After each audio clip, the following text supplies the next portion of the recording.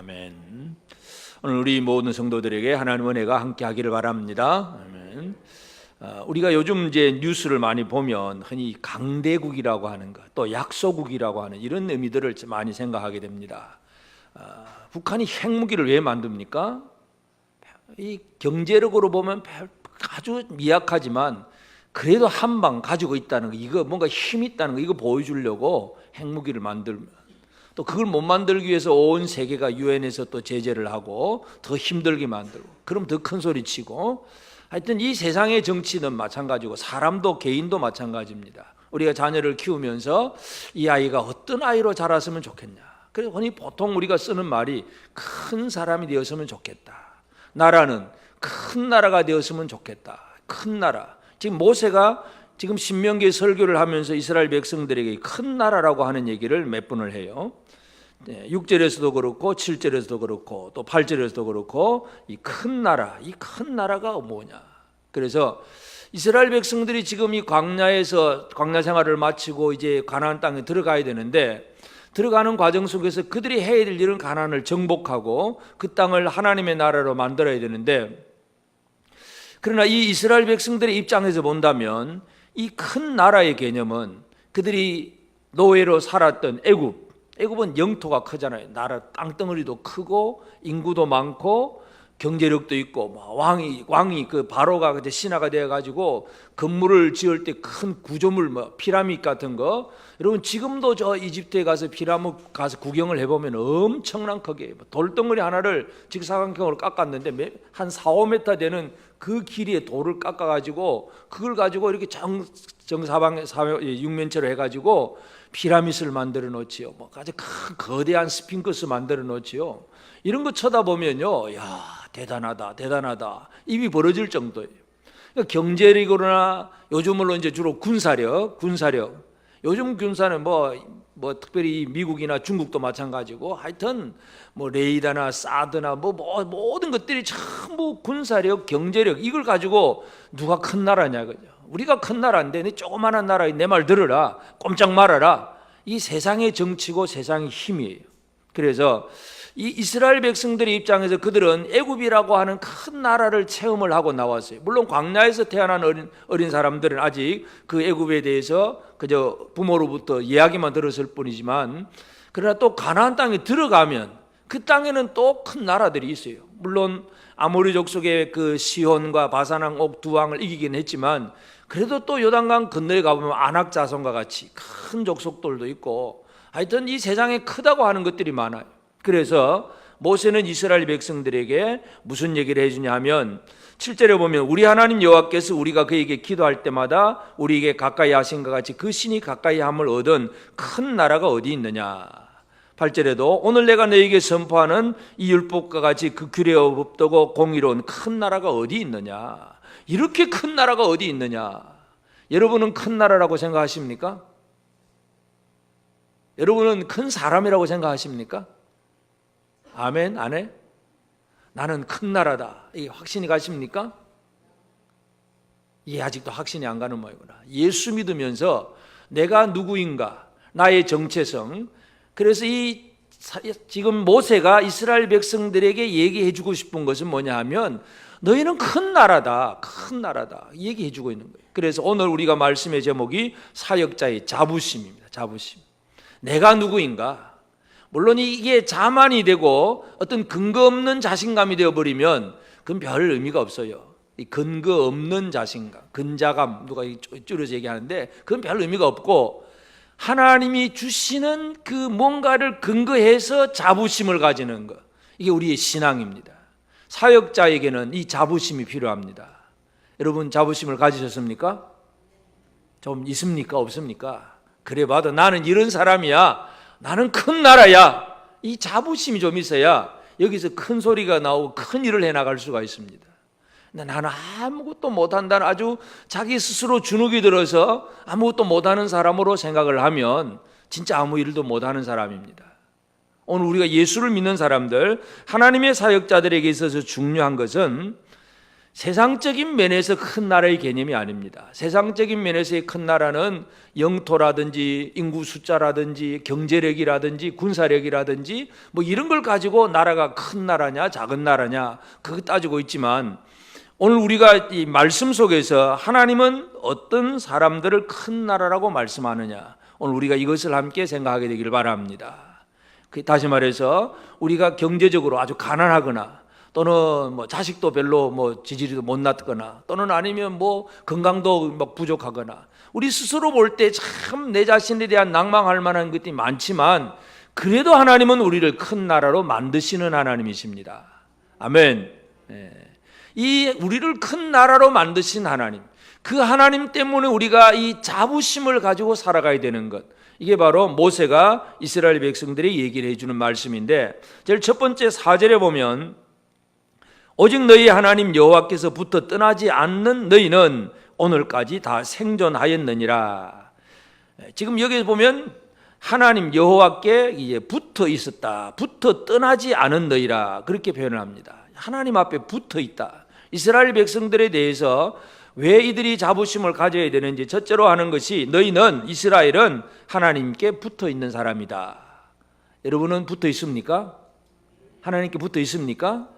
이 붙어 있다는 개념이 뭐냐 하면, 여기 그 앞에 보면 바알볼의 일, 모압 임금 발락이 발람 선지자를 초청해서 이스라엘을 저주하려고 할 때 그 저주가 잘 안 되어집니다. 그래서 바알의 축제를 벌이고 막 여자들을 동원해가지고 미인계를 써서 이스라엘 청년들, 남자들을 막 초청을 해가지고 그 우상의 축제에 많은 이스라엘 남자들이 참여하게 되고, 결국은 그로 인해서 바알보를 같이 숭배하고 같이 섬기는 그런 일들이 벌어졌습니다. 하나님께서 크게 진노하셨죠. 민수기 25장 3절 4절에 보면 이스라엘이 바알볼에게 가담한지라 여호와께서 이스라엘에게 진노하시니라. 여호와께서 모세에게 이르시되 백성의 수령들을 잡아 태양을 향하여 여호와 앞에 목매어 달라. 그리하면 여호와의 진노가 이스라엘에게서 떠나리라. 이 바알볼에게 가담하고 그에게 속한 사람들은 하나님이 진노하셔서 그냥 공개 처형을 시켜라. 태양을 향해서 목매어 달라는 얘기는 모든 사람들이 쳐다볼 수 있도록 공개적인 본보기로 공개 처형을 하라는 얘기예요. 무슨 말씀이죠? 바알볼, 하나님이 아닌 다른 우상을 섬긴 자들을 그렇게 멸하시는 하나님이에요. 그런 얘기를 하면서, 그러면 그 사람들은 이미 다 죽었어요. 다 죽고 나서 모세가 하는 말이, 오직 너희 하나님 여호와께 붙어 떠나지 않는 너희는, 그 바알볼에게 가담하지 아니하고 하나님께 붙어 있는 너희는 여호와 하나님께서 오늘까지 다 생존하였다. 지금 살아있지 않느냐. 지금 모세의 설교를 듣고 있는 생존한 사람들은 바알볼에게 붙어 있지 않았던 사람이다. 그 얘기해 줍니다. 첫 번째 자부심이 뭐냐 하면, 나는 하나님께 붙어 있는 사람이다. 아멘입니까? 바알볼에게 붙어 있다는 얘기는 그들이 섬기는 우상의 축제, 뭐 맛있는 음식, 또 뭐 여자, 뭐 화려한 거, 멋있는 거, 그게 따라서 그냥 넘어간 거, 세상으로 넘어간 사람은 세상에 붙어 있는 사람이에요. 여러분, 돈이 좋습니까? 하나님이 좋습니까? 하나님 좋습니까? 돈 없어도 괜찮습니까? 건강이 좋습니까? 하나님이 좋습니까? 건강 없어도 괜찮은 거예요? 하나님만 계시면 괜찮습니까? 이 바알볼에게 붙어 있는 사람은 하나님보다 다른 걸 더 찾았다는 얘기죠. 그래서 모세가 이스라엘 백성들에게 어떤 자부심을 가져야 되느냐, 첫째는 너희는 여호와 하나님께 붙어 있었다, 그 얘기를 해주고 있습니다. 그래서 우리가 얼마만큼 많은 걸 가지고 있느냐, 뭐 건강하냐 부자냐 그 얘기가 아니라 너희는 여호와께 붙어 있는 사람이다, 이 얘기를 해주고 있습니다. 여러분은 여호와 하나님께 붙어 있는 사람들입니까? 붙었다가 떨어졌다가 그렇게 하진 않습니까? 오늘은 이게 좋았다가 내일은 하나님이 좋았다가, 이거는 뭐 자기 마음대로 왔다 갔다 하는 사람인데, 그런 사람은 살았다 죽었다 하는 거 있을 수가 없잖아요. 한 번만 잘못하면 하나님 진노하시는데, 이 여호와께 붙어 있다는 얘기는 다른 것에 매어 달리지 않는 사람이에요. 그래서 우상에게 물들지 않은 자로 인정을 받은 거고, 하나님께 붙어 있는 자로 인정받은 거예요. 이것이 이스라엘 하나님의 사역자들에게 있어서는 자부심입니다. 나는 하나님께 붙어 있는 사람이다. 이 붙어 있다는 개념. 그 다음에 7절에 가보면 우리 하나님 여호와께서 우리가 그에게 기도할 때마다 우리에게 가까이 하심과 같이 그 신이 가까이 함을 얻은 큰 나라가 어디 있느냐. 이 모세가 이스라엘 백성들에게 하는 얘기가 이스라엘이 기도할 때에 하나님의 가까이 하심을 입은 큰 나라다. 이스라엘 백성들은 하나님과 가까운 나라다, 그 얘기입니다. 세상의 신들은 많은 사람들이, 많은 민족, 많은 나라들이 자기 나름대로 신을 만들어 섬깁니다. 그러나 그 아무리 신을 만들어 섬기고 우상을 만들어 섬기고 그 앞에서 열심히 기도하고 부르짖어도 이 세상의 신이라고 하는 것은 결코 생명이 있는 신이 아닙니다. 그렇기 때문에 기도해야 할 때에 뭐 기도를 들어준다든지 그런 얘기가 없습니다. 근데 하나님은 살아계시는 하나님이에요. 살아계신 하나님은 이스라엘의 기도를 들어주세요. 그래서 기도할 때마다 우리에게 가까이 하심과 같이, 하나님은 누구에게 가까이 하신다고요? 기도하는 자에게. 왜냐하면 하나님은 귀를 기울여 들으시는 하나님이기 때문에, 우리의 기도를 들으시는 하나님이기 때문에 이스라엘 백성들이 기도할 때마다 가까이 하신다, 그렇게 표현하는 거예요. 그래서 이스라엘 사람들은 어떤 사람들이냐 하면 하나님과 가까운 사람입니다. 여러분, 하나님과 가깝습니까? 하나님과 좀 가깝습니까? 우리가 요즘 그 정치적으로 보면 대통령하고 제일 가까운 사람이 누굴까요? 잘 모르는데 하여튼 여러분 알아서 하십시오. 흔히 그런 얘기 하잖아요. 최측근. 제일 가까운, 대통령과 제일 가까운 최측근이 누구냐, 실세가 누구냐. 그래, 그 사람하고 잘 붙으면 어떤 정치적인 유익을 얻을 수 있다. 사람들은 경제를 하는, 사업을 하는 사람들은 어떤 그런 걸 찾으려고 애를 써요. 최측근. 대통령하고 측근이 되면 뭔가 이 대통령으로부터 나오는 뭔가를 얻을 수가 있습니다. 그런데 오늘 우리는 누구의 최측근이라고요? 하나님의 최측근. 아멘. 내가 누구냐고요? 하나님이 가까이 해주시는 사람이다. 확실하십니까? 이 아멘이 힘이 하면 안 되는데,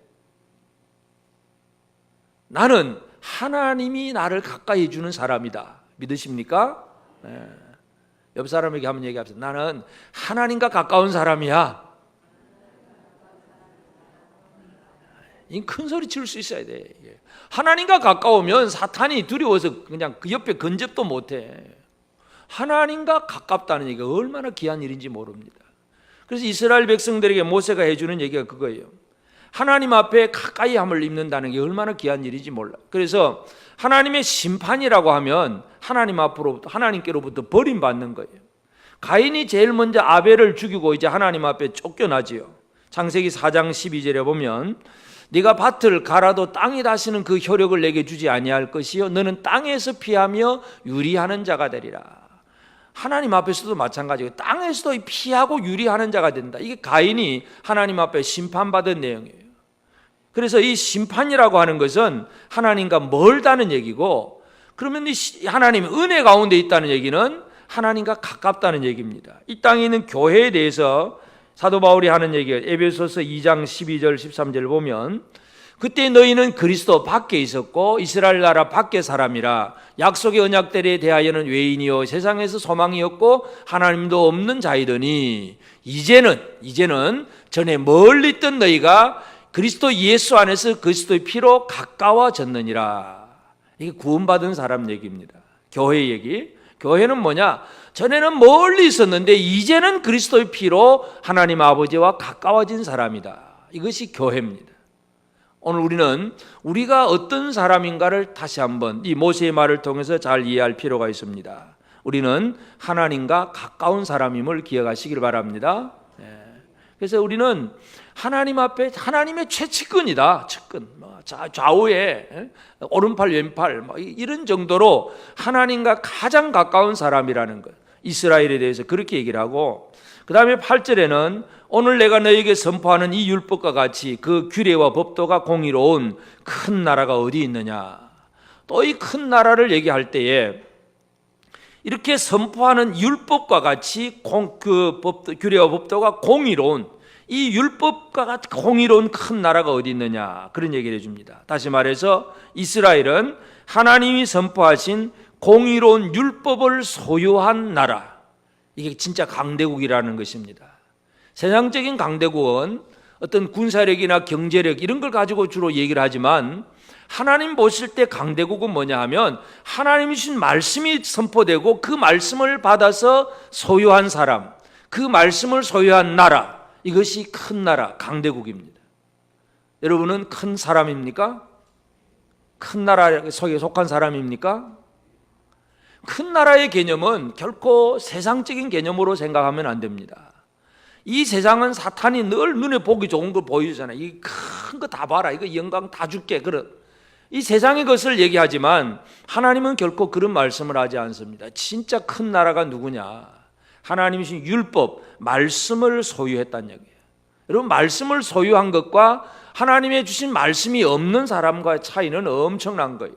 대표적인 예로 이스라엘의 첫 번째 왕 그 사울 왕을 보면 사무엘상 28장 6절에 사울이 여호와께 묻자오되 여호와께서 꿈으로도 우림으로도 선지라도 그에게 대답하지 아니하심으로, 이 사울이 블레셋과 전쟁이 벌어졌는데 이미 하나님 앞에 버림받은 사울이에요. 그래서 전쟁하기 전에 이제 하나님 앞에 뭔가 구하고 뭔가 도움을 요청을 하는데 하나님은 전혀 말씀이 없어요. 꿈도 없고 뭐 제사장의 우림으로도 아니면 선지자의 말씀으로도 전혀 하나님 말씀을 안 주시는 거예요.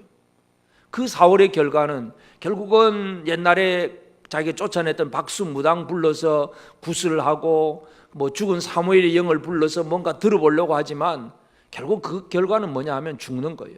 죽임, 실패와 죽음입니다. 하나님의 말씀이 있다는 것과 말씀이 없다는 것의 차이를 우리가 잘 이해하기를 바랍니다. 말씀이 없는 사람은 이미 하나님 앞에 버림받은 사람이에요.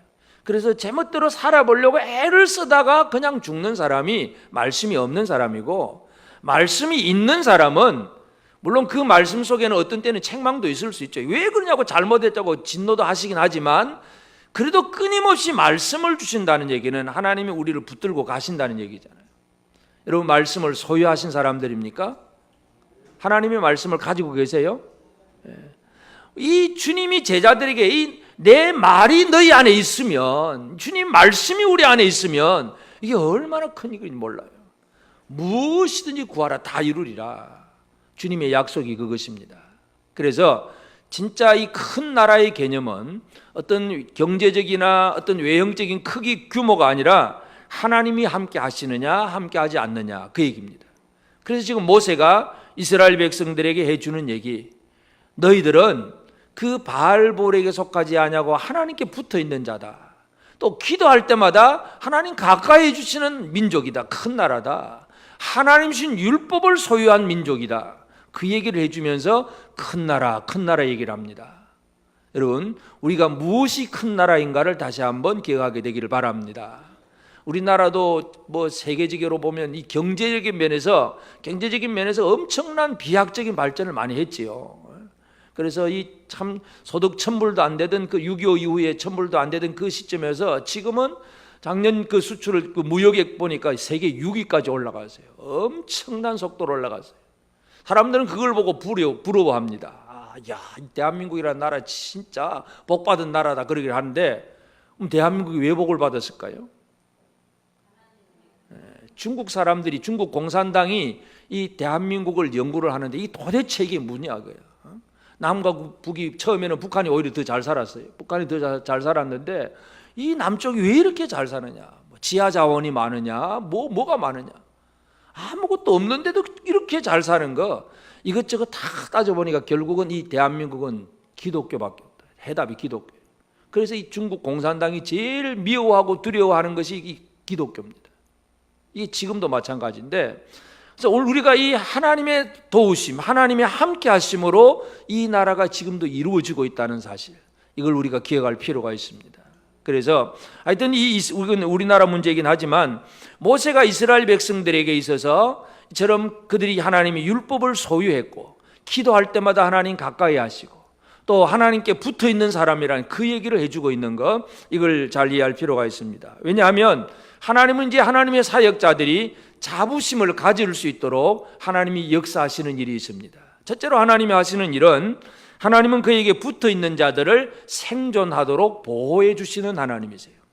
하나님이 생존하시는 거예요. 생존하도록 보호해 주십니다.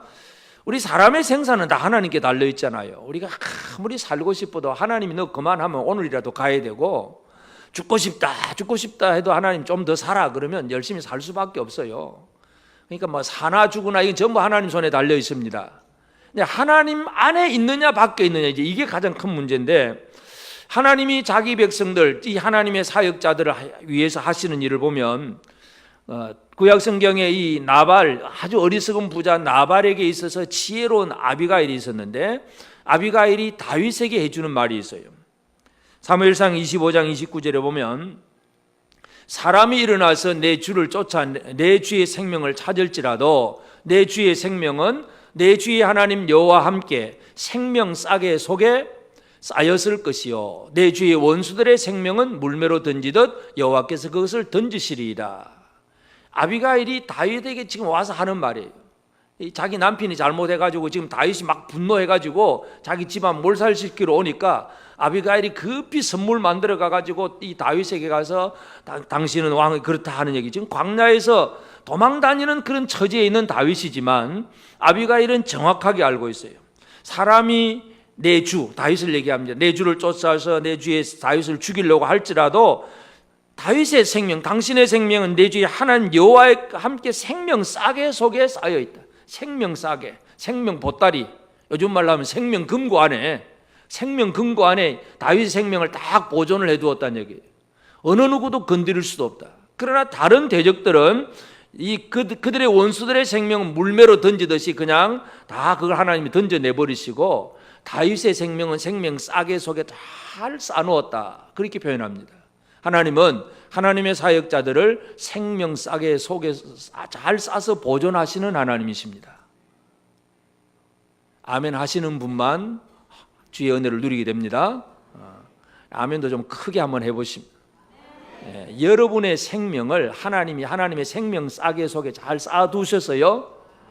하나님이 보존하고 계신다. 생명 보따리, 생명 금고 안에 딱 넣어두어서 어느 누구도 건드릴 수 없도록 하셨다. 이게 하나님의 보호하심이에요. 아멘? 그럼 우리가 얼마나 담대해질 수 있어요? 살고 죽는 건 하나님의 손에 달려 있어요. 생명을 대적들이 우리를 건드릴 수가 없다는 얘기예요. 하나님이 우리를 생명 싸개 안에 쌓아두셨기 때문에, 생명 보따리 안에 쌓아두셨기 때문에 어느 누구도 건드릴 수 없다. 우리가 자부심을 가질 수 있도록 하나님은 우리를 잘 보존해 주시는 하나님이십니다. 하나님의 생명 보따리는 구멍나지 않았어요. 허술하지 않습니다. 하늘에 있는 거 어느 누구도 훔칠 수가 없어요. 하나님이 잘 보존해 주시고 계신다는 것, 이게 하나님이 하시는 일이고, 그리고 또 백성들이 기도할 때마다 하나님이 하시는 일이 뭐겠어요? 기도할 때마다 그 신에 가까이 함을 얻은 큰 나라. 하나님은 기도하는 사람들과 가까이 해 주신다는 얘기예요. 세상의 신들은 물론 죽은 신이고 없는 신들이니까 그렇게 할 일도 없지요. 엘리야와 함께 그 기도 대결을 할 때에 바알과 아세라 선지자들 850명이 그들이 막 열심히 기도하잖아요. 엘리야하고 대결을 어떻게 합니까? 자, 이 제단에다가 소를 한 마리 잡아놓고 불은 붙이지 말고 그저 기도로 이 재물을 불태우는 신이 참신이다 하면 내게 하자. 850명의 그 바알과 아세라 선지자들이 모여가지고 아침부터 열심히 간구를 합니다. 그 바알이여 바알이여 아세라여 막 부르면서 그 불 내려달라고 막 열심히 간구를 하지만 아무 소용이 없습니다. 왜냐하면 살아있는 신이 아니잖아요. 살아있는 신이 아니면 기도를 들을 수가 없습니다.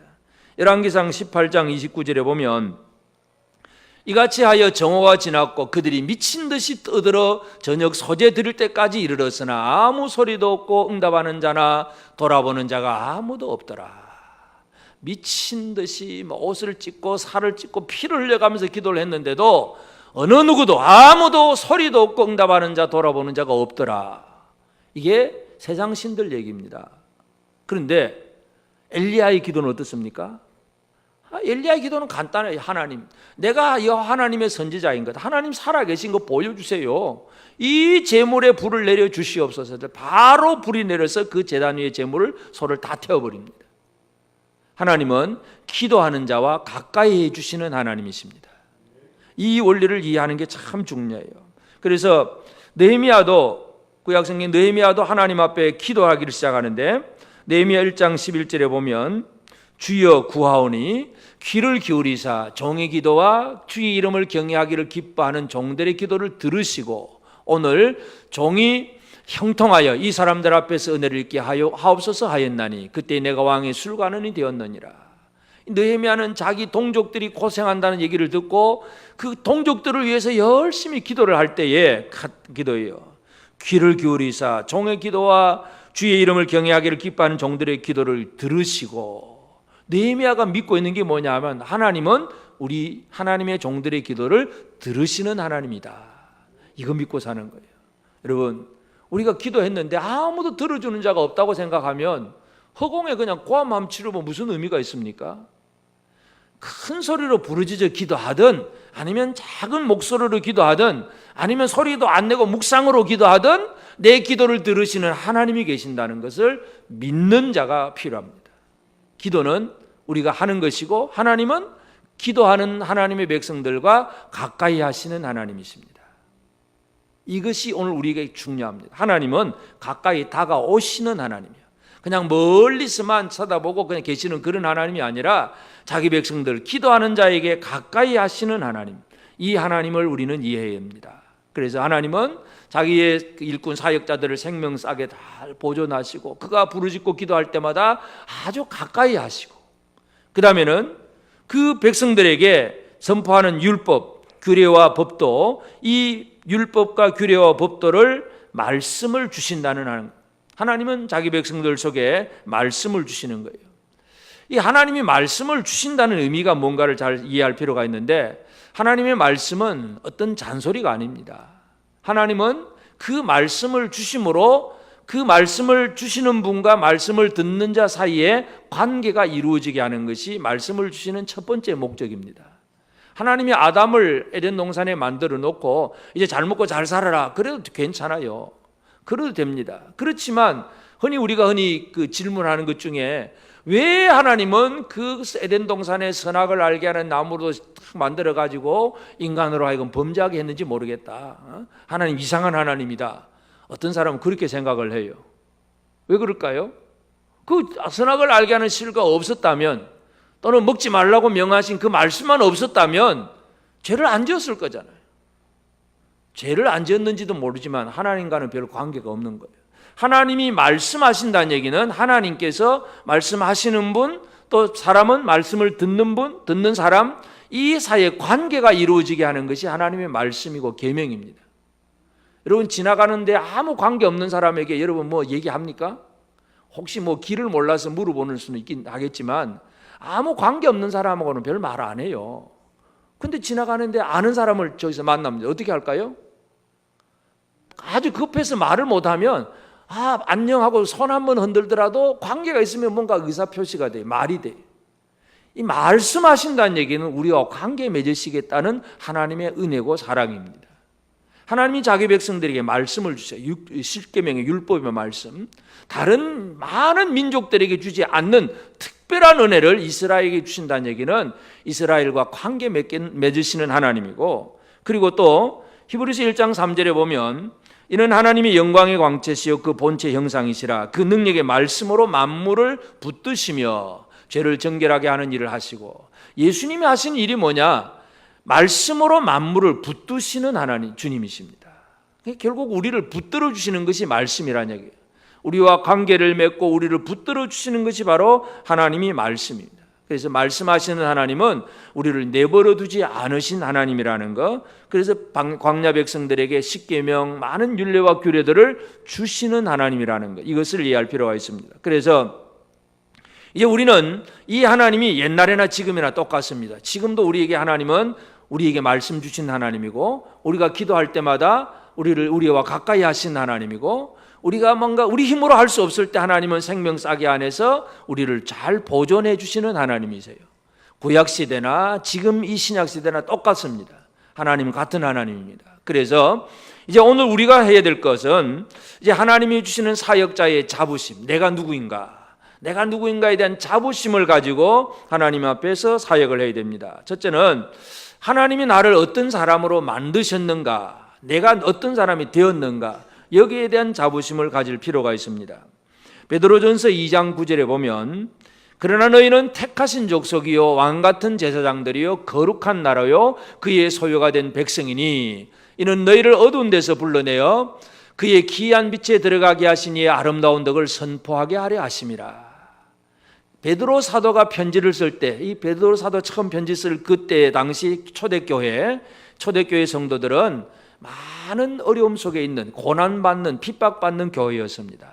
그리고 그 당시에 그 교회 교인들 보면 대부분 주로 노예 출신들, 사람들에게서 사람 취급도 못 받는 노예들, 또 별 인정 못 받는 가난한 사람들, 여인들, 물론 부자도 몇 사람이 있긴 하지만 주로 교인들의 80-90% 이상이 전부 세상에서 힘없는 사람들이었어요.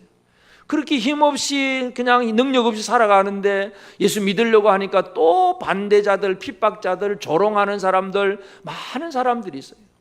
그러니 그 상황만 쳐다보면 어떻겠습니까? 참 암담하지요. 그냥 예수 믿어 구원 받는다고 믿기는 믿는데 주변의 모든 상황이라든지 나의 연약함이라든지 이런 것이 우리를 너무 힘들게 해요. 그래서 스스로 주눅들게 해가지고 아이고 나는 아무것도 못한다, 나는 안 돼, 나는 못해. 이게 바로 이 사탄이 가져다주는 생각인데 그 생각에 사로잡힐 수가 있어요. 그래서 베드로 사도가 편지를 합니다. 너희는 누구냐? 너희는 택하신 족속이다, 왕같은 제사장이다, 거룩한 나라다, 그의 소유, 하나님의 소유가 된 하나님의 백성이다. 베드로도 뭘 하고 있는 거냐 하면 교회의 자부심을 불러일으키는, 너희가 누구냐 좀 알아라. 여러분 누굽니까? 옆 사람에게 난 누구다고 하면 큰 소리 한번 쳐보죠. 어떤 사람이에요? 나는 하나님의 택하신 사람이다, 나는 왕같은 제사장이다, 나는 하나님의 거룩한 나라다, 하나님 소유된 백성이다, 누가 나를 건드려? 이게 베드로가 초대교회에 해주는 얘기예요. 자부심. 사역자는 내가 누구인가에 대한 자부심을 분명히 가져야 됩니다. 그래서 내가 누구인가, 내가 거룩한 나라고 왕같은 제사장, 왕과 같은 제사장이라고 한다면 정치적으로나 종교적으로나 그 시대 상황에서 아주 높은 자리에 있는 사람이에요. 큰 소리 칠 만한 사람이고 하나님의 소유인데 누가 건드립니까? 이게 이 성경 말씀은 모든 성도들에게 또는 하나님의 일을 하는 사람들에게 자부심을 가지게 해줍니다. 여러분은 자부심을 가질 만합니다. 아멘. 특별히 오늘 우리 재건 부평교회는 어떤 자부심을 또 하나 더 가집니까? 우리 믿음의 선조들이 그래도 목숨 걸고 신앙으로 그 우상숭배에 굴하지 아니하고 그 믿음을 지켰던 그 이름, 그 후손, 그 신앙 전통을 이어가려고 하는 재건 부평교회 성도들이잖아요. 자부심을 좀 가지십시오. 뭐 사람이 많이 모였느냐, 건물이 크냐 작으냐, 이게 큰 나라의 개념이 아니라고 말씀드렸습니다. 우리 안에 주님이 우리와 함께 하시느냐, 우리 기도할 때마다 하나님 우리와 가까이 하시느냐, 하나님의 말씀이 우리 안에 있느냐, 이게 큰 나라의 개념이니까. 그래서 우리는 하나님 앞에 내가 어떤 사람이 되었는가에 대한 자부심을 가져야 되고 정체성이 필요하고, 두 번째는 끊임없이 하나님을 향한 온전한 영적 기도, 영적인 기도가 필요해요. 하나님 앞에서 우리가 기도할 때마다 하나님의 가까이 하심을 받습니다. 근데 우리가 이 자부심을 가졌는데 하나님 앞에 영적인 기도가 아닌 그런 영적인 삶을 잃어버리고 새 사람의 육신적인 다른 자부심을 가진 사람들이 있어요. 아까 사울 얘기를 했지만 사울 왕이 하나님 앞에 버림받았어요. 하나님이 아무 응답도 없어요. 그래서 결국은 블레셋 군대와 싸우다가 결국은 죽습니다. 근데 죽기 직전에 무슨 얘기를 하냐 하면 자기 무기를 든 그 부관에게 내가 지금 중상을 되어서 지금 피를 흘리고 죽어가니까 네가 나를 쳐 죽이라. 내가 아직도 내가 살아있는 동안에 나는 할례받지 않은 자의 손에 의해서 죽는 그 창피함은 내가 면하려고 네가 나를 죽여라. 그런 얘기를 합니다. 이 사울이 가지고 있는 마지막 육신적인 자존심이 뭡니까? 나는 할례받은 민족이다. 저 이방인들 블레셋은 할례를 안 받은 사람인데 할례받은 내가 할례 안 받은 사람에게 죽는 거 이거 너무 창피한 일이니까 차라리 네가 나를 죽여라. 그래도 그 사람이 머뭇머뭇하고 안 죽이니까 자기 그냥 스스로 자살을 해버리고 맙니다. 불쌍한 얘기죠. 이 사울은 자부심을 가지긴 했는데 무슨 자부심이냐면 육신적인, 나는 할례받은 민족이다. 하나님의 택한 백성이다 이거죠. 그러나 하나님 앞에 이미 버림받은 사람이에요. 그 얘기는 결국은 하나님과의 영적인 교제가 없는 사람이란 얘기예요. 그렇기 때문에 우리가 이 자부심을 잘 유지하는 게 뭐냐 하면 하나님 앞에 제대로 영적인 기도를 하는 사람이 되어야 된다는 겁니다. 시편 145편 18절에 보면 여호와께서는 자기에게 간구하는 모든 자 곧 진실하게 간구하는 모든 자에게 가까이 하시는도다. 하나님 앞에 진실하게 간구하는 모든 자에게 가까이 하십니다. 여러분, 하나님 앞에 기도 좀 하고 살까요? 안 하고 그냥 대충 살까요? 기도 좀 제대로 하고 삽시다. 진실하게 가까이 하는, 우리가 진실하게 간구할 때 하나님은 우리와 가까이 하십니다. 기도를 그냥 하라고 그러면 잘 안 하니까 교회에서는 그냥 기도 시간을 만들어 놓고 기도회로 모이자고 자꾸 광고하잖아요. 매일 새벽 기도합시다. 금요일 심야 기도회 같이 합시다.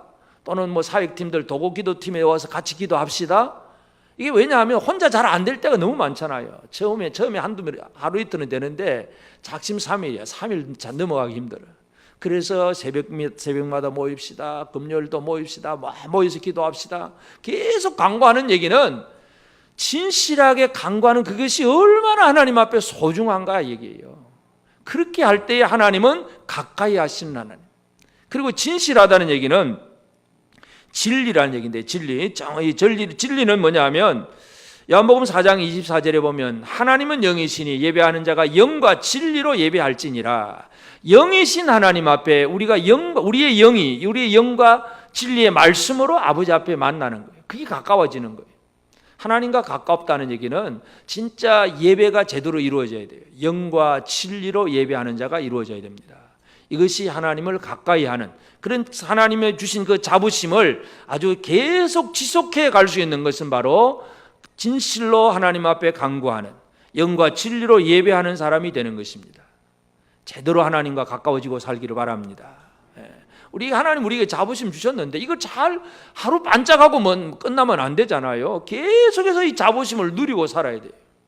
이것이 결국은 기도할 때마다 우리에게 가까이 하심과 같이 하는 이 원리를 잘 이해할 필요가 있습니다. 그러면서 결국 이제 우리가 사역자의 자부심을 가지고 뭘 해야 되느냐, 모세가 강조하는 핵심적인 결론이 뭐냐 하면 1절과 2절입니다. 오늘 본문 1절에 보면 이스라엘아 이제 내가 너희에게 가르치는 규례와 법도를 듣고 준행하라. 그리하면 너희가 살 것이요 너희 조상의 하나님 여호와께서 너희에게 주시는 땅에 들어가서 그것을 얻게 되리라. 말씀을 준행하라. 그러면 저 가나안 땅 다 차지할 것이다. 그 얘기입니다. 2절에도 내가 너희에게 명령하는 말을 너희는 가감하지 말고 내가 너희에게 내리는 너희 하나님 여호와의 명령을 지키라. 가감하지 말라. 더하지도 말고 덜하지도 말고 빼먹지도 말고 있는 그대로 말씀을 지켜라 이거예요. 이게 우리가 해야 할 일입니다. 사역자가 자부심을 가지고 뭐 해야 되느냐? 이제 내 얼굴 체면 내 영광 드러내기 그게 아니라 하나님의 말씀을 철저하게 지켜가는 것. 이것이 사역자가 자부심을 가지고 해야 할 일입니다. 여러분 자부심을 좀 가지셨습니까? 하나님은 여러분을 생명싸게 보호하시고 기도할 때마다 가까이 해주시고 말씀 주셔서 은혜 주시고 능력 주십니다. 그만하면 이제 우리는 세상에서 큰 나라가 된 거예요. 옆 사람에게 얘기합시다. 나는 큰 나라다. 미국이 큰 나라가 아니고 중국이 큰 나라가 아니고 내가 큰 나라다. 근데 이 큰 나라로서 살아가는 삶이 뭐냐? 하나님의 말씀을 준행하는 것, 율법을 철저하게 말씀을 지키는 것. 결국은 이 말씀을 듣고 말씀을 깨닫고 말씀을 믿을 수 있는 것은 우리에게 말씀을 생각나게 하시는 성령의 도우심이 없이는 그 일이 이루어지지 않습니다. 늘 성령으로 충만하고 성령의 도움을 받아서 말씀을 삶으로 드러내는 이 삶이 우리에게 중요합니다. 그래서 이 세상의 강대국이라고 하는 것, 영토, 경제력, 군사력 이런 걸 가지고 강대국, 약소국 그 얘기를 하지만 하나님의 말씀은 그 세상에 보이는 그 모습이 아니라 그들이 하나님 손에 있느냐, 하나님과 가깝냐, 바로 그 얘기를 하고 있습니다. 오늘 우리 교회가 저와 여러분 한 사람 한 사람 모두가 하나님과 가장 가까운 큰 나라가 되었다는 사실, 이 자부심을 가지고 하나님의 말씀을 제대로 이루어가는 그 삶에 온전히 헌신하고 또 하나님 허락하시는 풍성한 복을 받아 누리는 우리 모두가 되어지기를 바랍니다. 아멘.